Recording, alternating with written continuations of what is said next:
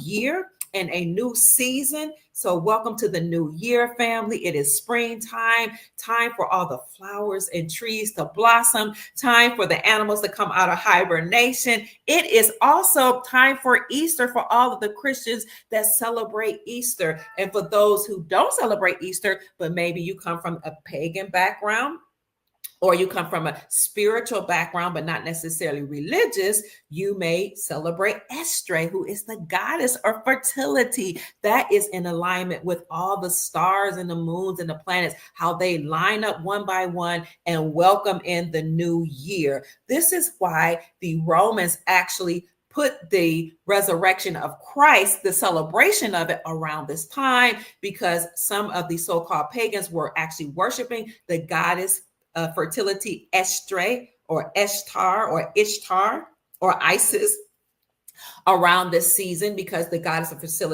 fertility also reminds us of spring, new life, new beginnings. So when the Romans took over power, what they did is they said, well, you have the Jews that celebrate the resurrection of the Christ during Passover season, where the death angel passed over the Jews in the Old Testament. And then in the New Testament, it was the death, burial, resurrection of the Christ during the same time of Passover, the death angel passing over the children of Israel, or the so-called the Hebrew Jewish people. And I know that because I've kept Passover all my life since I was a child, being from the Hebraic or Judaic bloodline.